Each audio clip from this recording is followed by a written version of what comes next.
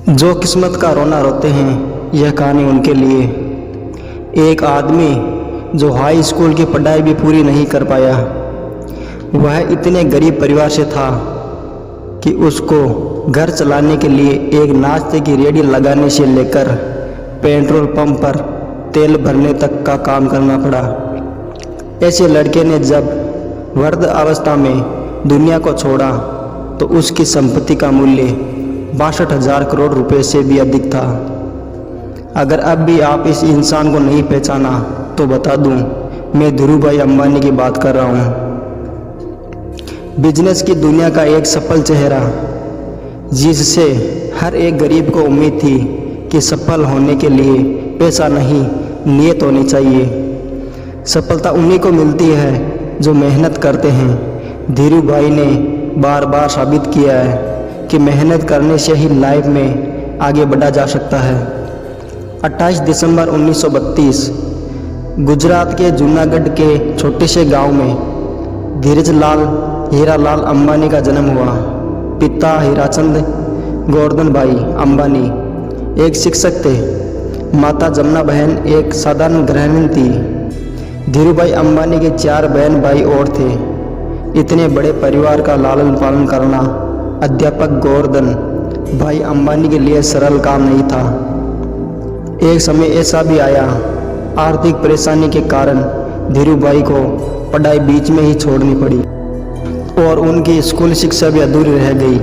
पिता की मदद के लिए धीरूभाई ने छोटे मोटे काम करने शुरू कर दिए। एक सफलता के पीछे ढेरों असफलताएं छुपी होती है। धीरूभाई अंबानी पर यह बात एकदम सटीक उतरती है। पढ़ाई छोड़ने के बाद धीरूभाई अंबानी सबसे पहले फल व नाश्ता बेचने का काम शुरू कर दिया, लेकिन कुछ खास फायदा नहीं हुआ। उन्होंने दिमाग लगाया और गांव के नज़दीक स्थित धार्मिक स्थल पर पकौड़े बेचने का काम शुरू कर दिया। यह काम वहां आने वाले पर्यटकों पर निर्भर करता था।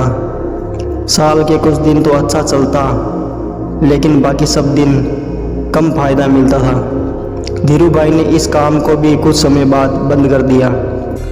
बिजनेस में मिली 2 असफलताओं के बाद उनके पिता ने उनको नौकरी करने की सलाह दी।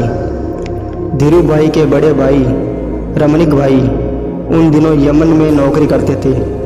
उनकी मदद से धीरूभाई अंबानी को भी यमन जाने का मौका मिला।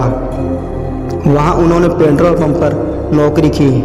महज 2 सालों में अपनी योग्यता के बल पर मैनेजर के पद तक पहुंच गई। इस नौकरी के दौरान भी उनका मन इसमें कम और व्यवसाय में ज़्यादा था।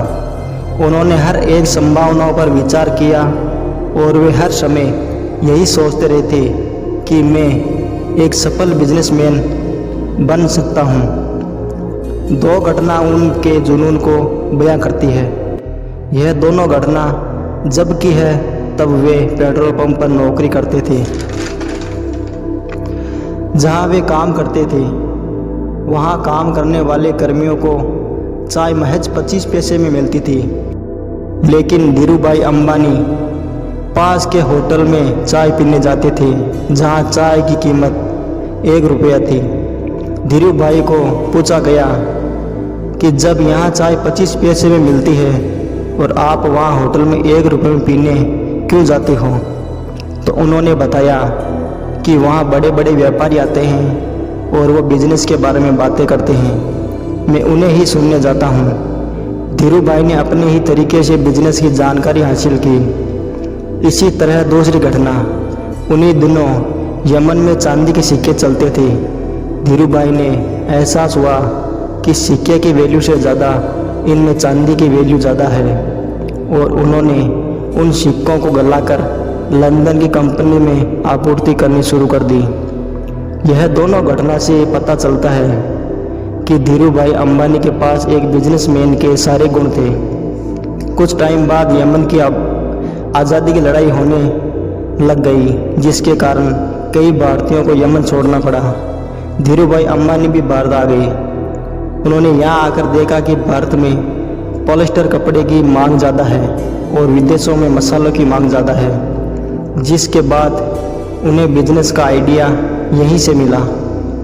लेकिन इस व्यवसाय में लगने वाली लागत मूल्य ज़्यादा थी और इनके पास नहीं थी इतनी, तो उन्होंने अपने मामा के साथ मिलकर मसाले व शक्कर का बिजनेस शुरू कर दिया। यहीं से रिलायंस कमर्शियल की नींव पड़ी, जहां विदेशों से पॉलिस्टर लाना व विदेशों में मसाला बेचना शुरू कर दिया। बाद में रिलायंस ने सूत के कारोबार में प्रवेश किया, जिसमें उन्हें सफलता मिली। कुछ टाइम बाद उनका विवाह कोकिला बहन से हुआ, जिनसे उन्हें 2 बेटे मुकेश और अनिल तथा 2 बेटियां दीप्ति व मीना हुई। उसके बाद उन्होंने कभी पीछे मुड़कर नहीं देखा। उन्होंने रिलायंस कपड़े के साथ ही पेट्रोलियम व दूरसंचार कंपनियों के साथ भारत की सबसे बड़ी कंपनी बन गई।